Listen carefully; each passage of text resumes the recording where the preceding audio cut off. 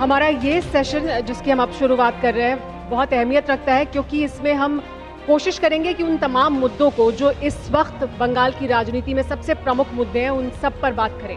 वो कौन से आरोप हैं जो सत्ता में काबिज पार्टी यानी टीएमसी पर लगाए जा रहे हैं, वो कौन से आरोप हैं जो बीजेपी पर लग रहे हैं, लेफ्ट और कांग्रेस पार्टी कहाँ खड़े हैं इस पूरे द्वंद्व युद्ध में। हमारे साथ जो मेहमान मौजूद हैं उनका आपसे तारुफ हो चुका है, लेकिन मैं सबसे पहले हमारे साथ अर्पिता घोष जी मौजूद हैं। आपसे शुरुआत करूंगी क्योंकि सत्ता में आप हैं और सारे आरोप अभी तो आप ही पर लग रहे हैं, इसलिए शुरुआत आपसे। और आरोप एक नहीं कई हैं और उन आरोपों को खुद ममता बनर्जी भी कई बार स्वीकार कर चुकी हैं, चाहे वो टोलाबाजी का या फिर कटमनी का आरोप हो। खुद वो नेताओं को ये कह चुकी हैं कि आप ऐसा ना करें। ये जो आरोप लगते हैं, इन आरोपों के बीच क्या टीएमसी घिरती जा रही है? कि नमस्कार सबाइके प्रथमेই बांग्लाয় बोललाम नमस्ते। आपको जो आरोप है पहले बताएं कि ममता बनर्जी एक ऐसी लीडर है जो अगर कोई भी पार्टी का ऐसा कुछ कर लेते हैं, बहुत बड़ा पार्टी है, आपको समझ में आता है कि हम 10 साल से यहाँ पे सत्ता पे हैं, तो कोई भी अगर पार्टी में ऐसा करते हैं, कुछ हेराफेरी करते हैं, तो ममता बनर्जी उनको निर्देश करते हैं, बताते हैं और लोगों के सामने में बताने की हिम्मत रखते हैं। आप भारतवर्ष में ऐसे तेजस्वी बैठे हैं यहाँ पे, उनको पता है कि उनके पार्टी में भी काफ़ी ऐसे सारे हैं, पर इनके हिम्मत नहीं है इनके लीडर की कि सामने में बैठ के बोले। तो ममता बनर्जी ने अगर बोले हैं तो हमारे पार्टी के लोग भी तैनात हो गए हैं और वो उनको पता है। और बंगाल के लिए हम आपको बता रहे हैं कि ये सब आरोप प्रत्यारोप की बात नहीं है, ये बंगाल है, इसका ज़मीन अलग है, यहाँ के कल्चर अलग है। ये यहाँ पे हम लोग बड़े हुए हैं, हम जानते हैं कि बंगाल क्या चीज़ है। यहाँ पे 34 साल की वाम शासन थे, यहाँ पे शतरूप है, बताएंगे। हम लोग बड़े हुए हैं उस जमाने पे और हम बंगाल को जानते हैं और ये भी जानते हैं कि 10 साल में ममता बनर्जी ने क्या काम किए हैं, ये बंगाल के लोग जानते हैं। अर्पिता जी, कहीं के भी लोगों के लिए, किसी भी प्रदेश के लोगों के लिए, जाहिर सी बात है हर जगह का अपना टेम्परामेंट होता है, लेकिन कहीं के भी लोगों के लिए क्या भ्रष्टाचार मुद्दा नहीं है? अगर उनके लिए पीडीएस में गेहूं अनाज आता है और उनको ना मिले और उन्हें हर काम के लिए कट मनी देना पड़े, तो ये मुद्दा कैसे नहीं? बताया कि हर काम के लिए कट मनी दे रहे हैं? आपको किसने बताया कि हर काम के लिए कट मनी देते हैं? Can you prove it? आप ये तय कर पाएंगे, आप ये दिखा पाएंगे कि हर काम के लिए कट मनी देते हैं? ये तो देखिए बोलने वाली बात है। अगर हम बोल देंगे कि बीजेपी सेंट्रल गवर्नमेंट में है और वो भी जो राज्य में है वहाँ पे जाके काम करने के लिए कट मनी देना पड़ता है, ये अगर हम बता दें तो आपको मुझे पूछना चाहिए कि आप कैसे प्रूव करेंगे? हम भी आपको बता रहे हैं, आप कैसे प्रूव करेंगे कि हर काम के लिए कट मनी दे रहा है? मेरा सवाल ये था कि भ्रष्टाचार क्या बंगाल के लोगों के लिए मुद्दा नहीं है? भ्रष्टाचार जो शब्द आप बोल रहे हैं ना, मुझे इस शब्द पे आपत्ति है, क्योंकि ये जो भ्रष्टाचार शब्द बोल रहे हैं, आपको क्या लगता है कि यहाँ पे ममता बनर्जी खड़े होकर हिम्मत दिखा के बोले हैं कि हमारा कोई भी पार्टी मेंबर भाई ऐसा कुछ करोगे तो आपको हम पार्टी से निकाल देंगे, आपको हम पार्टी करने नहीं देंगे? ये लीडर की हिम्मत है। तो ये जो हिम्मत है, भ्रष्टाचार ये 2, 4, 5 आदमियों ने कर लिए हैं, उसके लिए आप बोलेंगे कि पूरा पार्टी भ्रष्टाचारी हो गए? हम लोग बैठे हैं, हम लोग पैसा लेते हैं, कट मनी लेते हैं? कमाल है। तेजस्वी जी, क्या ममता बनर्जी की यही सांप गोई और उनका जितना लंबा राजनीतिक करियर है वो आपके लिए मुश्किल खड़ी करेगा पश्चिम बंगाल में? बिल्कुल नहीं। बंगाल ने और बंगाल की जनता ने तय किया है कि बंगाल में सही रूप में परिवर्तन चाहिए और मेरे हिसाब से 3 बहुत इंपॉर्टेंट मुद्दे हैं वेस्ट बंगाल में आजकल। पहला मुद्दा यह है कि no one person is bigger than the state of West Bengal. किसी एक व्यक्ति और किसी एक व्यक्ति का ईगो सब पूरे प्रदेश के हित के बड़ा नहीं हो सकता है। And today Mamata Banerjee's ego maniacal politics has driven the state of West Bengal to the brink of failure and poverty. मैं एक उदाहरण देता हूं आपको। हर सेंट्रल गवर्नमेंट का स्कीम, जो आयुष्मान भारत हो which caters to the poorest of the poor, Jal Jeevan Mission ho, which gives water to the households, one nation one ration card हो, हर सेंट्रल गवर्नमेंट स्कीम को ममता बनर्जी ने रुक जाता है and she stops all of these schemes just because of her egomaniacal politics. The second thing, nowhere in the country has the polity witnessed 3 things.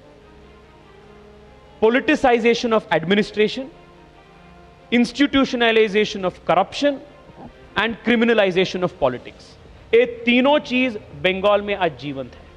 और the third most important issue, Bengal में rapid growing Islamization. My party and my party's founder Shyama Prasad Mukherjee saved West Bengal for India from the hands of Suhrawardi, and today it is incumbent on all of us to save the Hindus of West Bengal again from a modern day Suhrawardi, which is Mamata Banerjee. तो क्या आपकी जो राजनीति है वो 30% बनाम 70% यही राजनीति होगी, यही मुद्दा होगा चुनाव नहीं, का? विकास और सुशासन. क्योंकि आप किसी के आंक पर आप कंपैरिजन करिए, पिछले 10 साल में 2011 से लेकर 2020 तक पिछले 10 साल में consistently West Bengal foreign direct investment को अट्रैक्ट करने में निरंतर विफल हो चुका है. The 1% is the share of West Bengal in FDI. ठीक है, हर आंक पर आप मूल्यांकन करिए. आपने ममता बनर्जी पर जितने आरोप लगाए उस पर मैं चाहती हूँ कि आप अपनी प्रतिक्रिया दें, फिर बाकी मेहमानों के पास जाऊंगी, क्योंकि वो सीधे आरोप ममता बनर्जी पर लगा रहे हैं कि ममता बनर्जी की पर्सनालिटी की वजह से आपको नुकसान होने वाला है चुनाव में. क्या ऐसा होगा? हम पहली बात बताएं आपको, तेजस्वी जी ने बता रहे थे, हम सुन रहे थे कि सेंट्रल गवर्नमेंट की जो भी स्कीम है वो स्कीम हम लोग यहाँ पे चालू नहीं कर रहे हैं. क्या स्कीम है? आयुष्मान भारत. हम स्वास्थ्य साथी चालू किए हैं हर एक लोगों के लिए, पुअरेस्ट ऑफ द पुअर नहीं, एवरी सिटीजन ऑफ बंगाल, सभी को स्वास्थ्य साथी मिल रहा है. एक. सेकेंडली आपका क्या था? बेटी बचाओ बेटी पढ़ाओ, 100 करोड़ लगा है. हम लोगों का कितना लगा है पता है आपको? देखिए बंगाल के मुख्यमंत्री ने, चीफ मिनिस्टर ने कितना पैसा लगाया है, 5000 करोड़ से ऊपर. ये जो मुद्दे हैं ना, ये सेंट्रल गवर्नमेंट की स्कीम है, बहुत अच्छा है. आप एक बताइए, तो एक बात बताइए साहब, आप सेंट्रल गवर्नमेंट में बैठे हैं, हर एक साल में बंगाल को वहां से एक मतलब नंबर 1 पे है कन्याश्री में बंगाल. इसमें इस बार भी मिला है हम लोगों को, जो स्वास्थ्य साथी गया है, सभी में आप ही का गवर्नमेंट हम लोग को दे रहे हैं. एक मिनट, हम खत्म नहीं किए हैं. और बोल रहे थे क्या ममता बनर्जी बैठे हैं, वो 1%, वो उनके लिए ये हो रहा है, एक के लिए बंगाल नहीं चलेगी. भैया हम आपको बताएं एक बात, ये सेंट्रल गवर्नमेंट किस पे चलती है? मोदी जी पे. कौन है? और सब तो उनका है. और अगर क्रिमिनलाइजेशन ऑफ पॉलिटिक्स बोलेंगे, उत्तर प्रदेश में क्या हो रहा है दिखाई नहीं दे रहा है आपको? क्या क्रिमिनलाइजेशन ऑफ पॉलिटिक्स बोलने के लिए आप बंगाल में आ चुके हैं?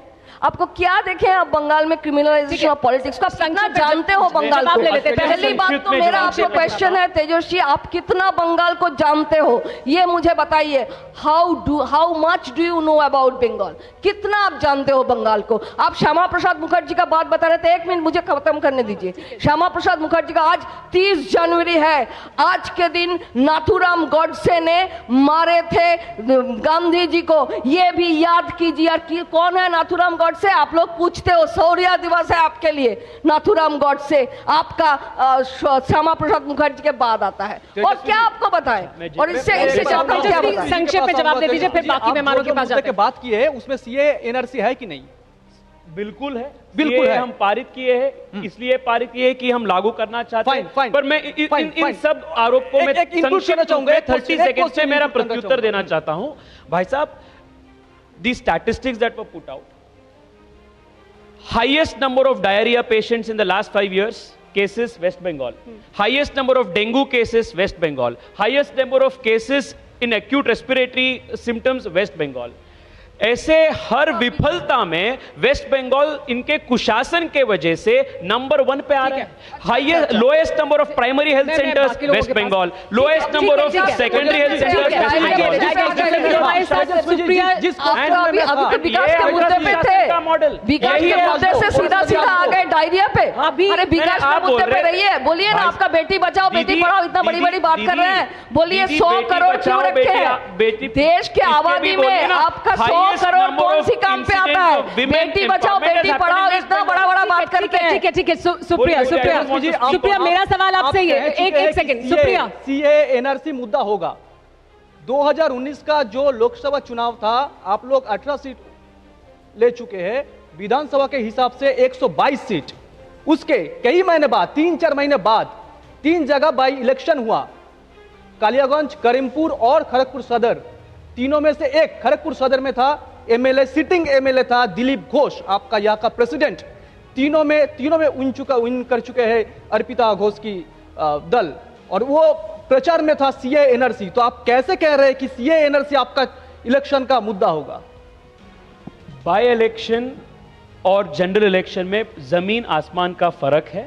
लोग बाय इलेक्शन में वोट देने के लिए मुद्दा अलग होता है और जनरल इलेक्शंस में वोट देने में बहुत डिफरेंट होता है। Please do not compare chalk and cheese. Shatrup agree? Shatrup से मुस्कुरा रहे हैं। Shatrup agree? My point is that it's not only about by election.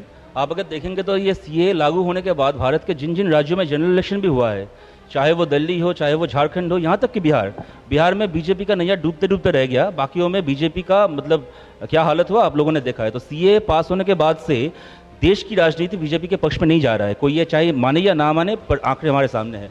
देखिए, मैं 2 बातें कहना चाहूँगा यहाँ पर, आप अगर मुझे मौका दीजिएगा तो। I was listening to Arpita di very carefully with all due respect. Arpita di she said, वो बोली कि Mamata Banerjee is one leader जो कि गलत काम को सपोर्ट नहीं करती। वो हमेशा कोई दल के कोई लोग भी अगर कोई ऐसा गलत काम करे, चाहे वो करप्शन हो, चाहे वो कुछ क्रिमिनलाइजेशन हो, शी टेक्स अ स्टैंड।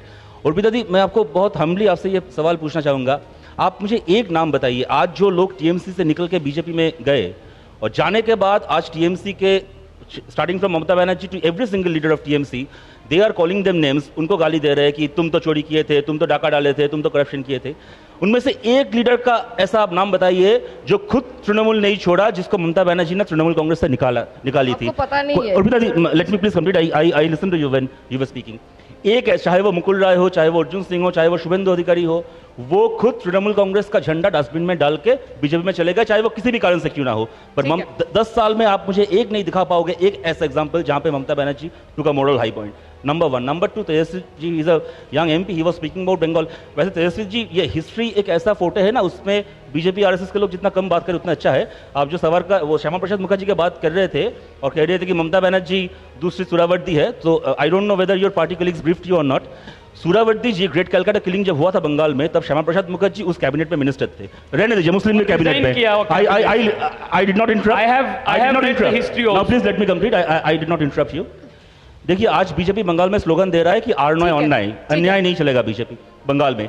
उनका हर एक आरोप, मैं मुझे 10 सेकंड दीजिए, मेरा बात खत्म कर मैं दो। वापस आते हैं आपके पास। 10 सेकंड दीजिए, मेरा ये बात खत्म कर बोलिए दो। बंगाल में जो भी वो क्रिमिनलाइजेशन के बाद बोले, करप्शन के बाद बोले, अरे करप्शन का पोस्टर बॉय था मुकुल राय। शत्रुप, आपसे मेरा संक्षेप में जवाब दीजिएगा इसका। अगर हम रक्त रंजित राजनीति की बात करते हैं, क्रिमिनलाइजेशन की बात करते हैं, तो लेफ्ट ने क्या किया अपने कार्यकाल के दौरान? उसके देखिए, चाहे वो लेफ्ट हो, चाहे कांग्रेस हो, चाहे भारत, मैंने आपका सवाल सुना, आप मेरा जवाब सुन लीजिए। चाहे वो लेफ्ट हो, कांग्रेस हो, कोई भी क्यों ना हो, भारत के हर एक पॉलिटिकल पार्टी, ये this is unfortunate but true, कभी ना कभी कोई ना कोई गलत लोगों को पनाह दिया है, पर गलत लोगों ने मिलकर अपना एक पॉलिटिकल पार्टी बना लिया है। ये अगर तृणमूल कांग्रेस नहीं होता तो हमको ये पता नहीं चलता कि ये भी कभी हो सकता है। और आज बीजेपी जो कह रहा है अन्याय के बाद, आप देखिए अन्याय के बाद, ये अन्याय हमारे पास। सुप्रिया, लेकिन अभी जो हम देख रहे हैं, आई ऑब्जेक्ट। 34 साल इन्होंने क्या किए हैं बंगाल को, जनता को पूछिए। आज उनको ढूंढते रह जाओगे बोल के सीपीएम को ढूंढना पड़ा। सुप्रिया, लेकिन अभी जो हम देख रहे थे यहाँ पर कि टीएमसी और बीजेपी के बीच ही तमाम मुद्दों पर लड़ाई हुई, कांग्रेस पार्टी कहाँ है? मैं सबसे पहले तो ये कहूंगी कि टीवी डिबेट पर हम जिस तरह की तूतू मैं करते हैं, अगर लाइव ऑडियंस के सामने ना करें तो अच्छा रहेगा। थोड़ी गरिमा लाइव ऑडियंस की भी बनाकर रखें ना। मैं किसी के बीच में बोली हूं और मैं आशा करती हूं हम एक दूसरे को काट कर नहीं बोलेंगे। 3-4 चीजें फैक्ट बताना जरूरी है और फैक्ट बताने के बाद आप काउंटर बिल्कुल कर सकते हैं। श्यामा प्रसाद मुखर्जी जी नेहरू जी की कैबिनेट में भी मंत्री थे, लेकिन श्यामा प्रसाद मुखर्जी ने मुस्लिम लीग के साथ सरकार बना के उसके डेप्यूटी चीफ मिनिस्टर यहीं के बने थे, ये याद रखा जाए। आज गांधी जी की पुण्यतिथि है, ये याद रखा जाए कि प्रज्ञा अभी भी भाजपा की एमपी है जो गोडसे की पुजारी है। मैं हिंदू हूं, हिंदुइज्म को फॉलो करती हूं, ईश्वर की उपासक हूं, उनको साध्वी नहीं कहूंगी। तीसरी बात, ये ममता बनर्जी बनाम नरेंद्र मोदी या अमित शाह इलेक्शन नहीं है, ये बंगाल की जनता का इलेक्शन है। ये परिवर्तन का इलेक्शन होना चाहिए, शिक्षा का, स्वास्थ्य का, रोजगार का इलेक्शन होना चाहिए। आप भाजपा से, मेरा यह आरोप है और उसके बाद मैं टीएमसी से पूछूंगी, आप कहते हैं हिंदूज को बचाने का इलेक्शन है, आपने कहा इस्लामाइजेशन हो रहा है। मैं आपसे सवाल पूछती हूं, आपको कितना बंगाल पता है? ईश्वर चंद विद्यासागर की मूर्ति आपके लोग तोड़ते हैं, बिरसा मुंडा की गलत मूर्ति पर प्रतिमा अमित शाह जाके माला पढ़ा के चला जाते हैं। किस बंगाल को आप जानते हैं? आप बंगाल की संस्कृति को, इतिहास को जानते हैं? पहला मुझे भाजपा से पूछना है। और मुझे टीएमसी से कहना है, आप 10 साल से सत्ता में हैं, लड़ने भिड़ने से नहीं, आंकड़े दिखाइए। 2.5% प्रॉमिस्ड इन्वेस्टमेंट भी आया है। नहीं रुकिए, 2.5% प्रॉमिस्ड इन्वेस्टमेंट टीएमसी कार्यान्वित करा पाई है।